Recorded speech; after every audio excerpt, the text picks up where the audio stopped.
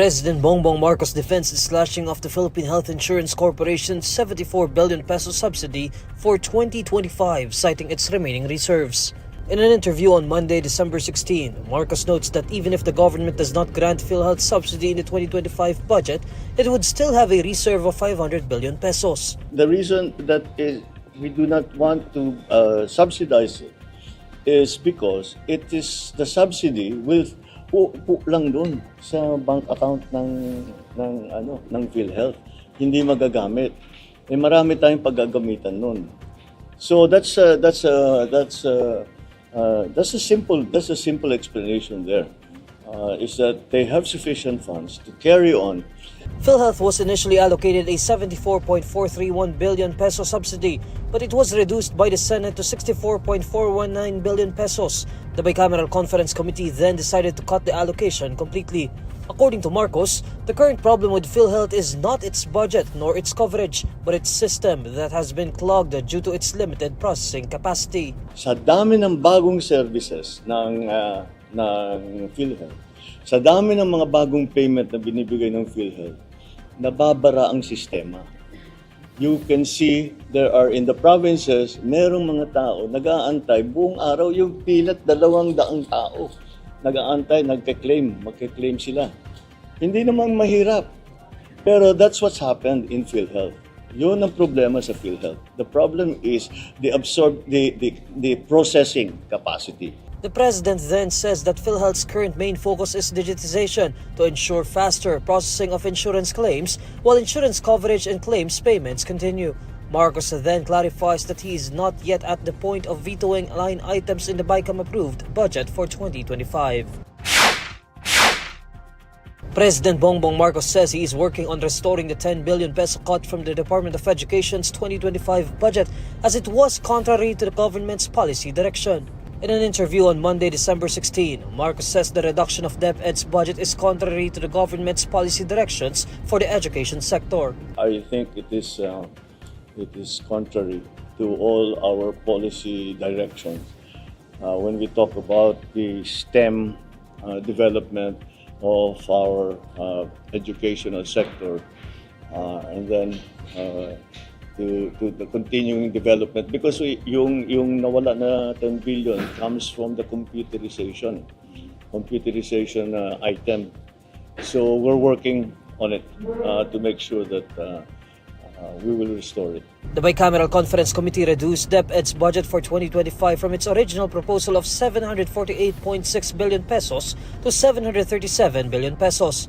However, Marcos says he intends to restore the cut budget without having to veto any line item in the BICAM-approved 2025 budget.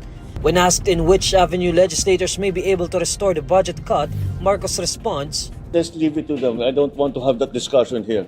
We'll have that discussion with the BICAM essentially and the leaders of both houses." Meanwhile, DepEd Secretary Sonny Angara expresses his gratitude to the President, saying that Marcos has already instructed DepEd to coordinate with Budget Secretary Amena Pangandaman to restore the 10 billion peso cut from the agency's 2025 budget. Senator Imee Marcos is appealing to her younger brother, President Bongbong Marcos, to thoroughly check line by line the 2025 budget bill before he signs it, warning against the changes made to the proposed funding that allegedly go against the administration's priorities for next year. In an interview on Monday, December 16, the senator points out that the priority projects that were mentioned by President Marcos during his State of the Nation address are now opposed because he's being disobeyed by the people he thought would be good to him and to the people. The senator then calls on the palace to scrutinize the budget, noting that the president is the only hope for important provisions of the national budget not to be deleted. Senator Marcos also appeals that the Philippine Health Insurance Corporation should not be scrapped off its 74 billion peso worth of subsidy for next year. She likewise criticizes the whopping 1.1 trillion peso funding of the Department of Public Works and Highways and the glaring absence of a flood control plan. The lady senator also questions the contentious Ayuda sa Kapos ang Kita program, claiming that around 4.4 million Filipinos were removed from the list of Pantawid Pamilyang Pilipino program to give way for such a funding. AKAP was kept in the 2025 budget bill after rigorous discussions of lawmakers from the Senate and the House of Representatives. However, it was slashed to more or less 26 billion pesos from an initial allocation of 39.8 billion pesos. Senate Panel on Finance Chair Grace Poe previously made a revelation that senators will now have an active participation in utilizing the fund in order to help Filipinos in need. Meanwhile, Senator Juan Miguel Zubiri, in a separate interview, says that the president has all the power to veto a line item to the budget if it goes against his administration's goals. Sana po ma-remedy pa po ni Presidente yun. May veto powers po siya. Sabi nga po ni Senator Ping Lacson ay the President exercises veto powers on these line item budgets, no, of our different departments. So sana ma-restore po uli yun. The national budget for next year, amounting to 6.352 trillion pesos, now only needs the signature of President Marcos for it to be enacted.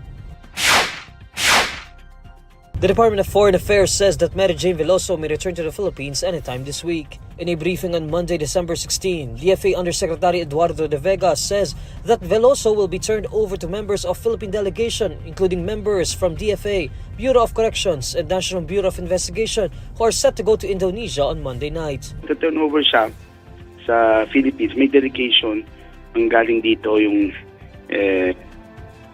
ako mismo, pero yung Bureau of Corrections o NBI, pupunta sila sa Jakarta mamayang gabi para i-turn over alinsunod sa practical arrangement na pinirmahan. No?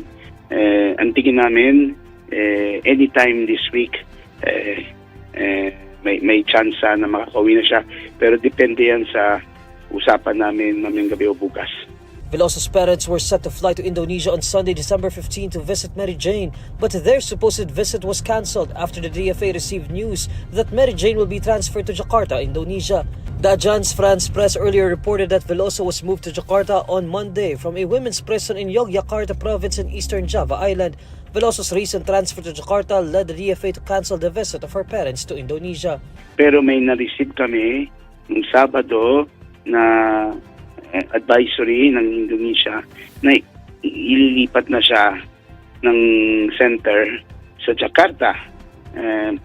Wala pa tayong confirmation pero most likely nandun na siya ngayon. Pag nandun na, mabilisan na yung pagka-turnover sa embahada natin. No?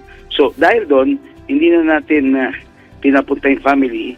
Ang the best yan, salubungan na lang nila pagdating dito. At tungkol sa pagkikipag-ugnayan, una, nabigo sila. Pero natutuwa rin sila dahil alam nila confirmation to na pauwi na talaga si Mary Jane. Ang question lang, anong petsa? Veloso was arrested in 2010 in Yogyakarta, Indonesia, after authorities found her in possession of 2.6 kilograms of heroin. In 2015, Veloso narrowly escaped execution after her suspected recruiter was arrested. In an interview with the Agence France Presse on Friday, December 13, Veloso called the developments in her case a miracle. South Korea's Constitutional Court kicks off its proceedings over the impeachment of President Yoon who has been suspended from office following his failed bid to impose martial law. Yoon was removed by South Korea's parliament on Saturday, December 14, over a short-lived attempt to suspend civilian rule, which plunged the country into its worst political turmoil in years. According to Agence France Presse, a spokesman said that the court formally began its proceedings on Yoon's impeachment on Monday, December 16.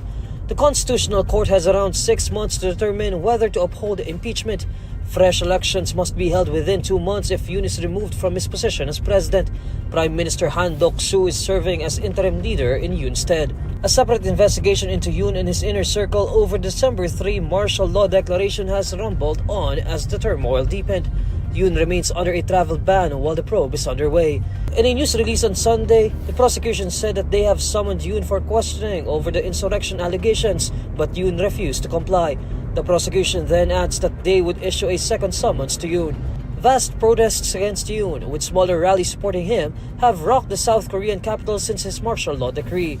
Demonstrators in both camps have vowed to keep up the pressure as the Constitutional Court mulls Yoon's fate. Motorists will have to pay more for petroleum products this week as a price hike of nearly 1 peso a liter for gasoline and diesel was set starting Tuesday, December 17. In separate advisories, Sea Oil and Shell Pilipinas announced the prices of gasoline and diesel would go up by 80 centavos a liter. Kerosene would also have a slight upward adjustment of 10 centavos per liter. The price adjustments were higher than the industry sources' estimates over the weekend. Department of Energy Oil Industry Management Bureau Assistant Director Rodela Romero says the increases could be attributed to the higher power demand projected for next year, as well as the ongoing conflict in the Middle East.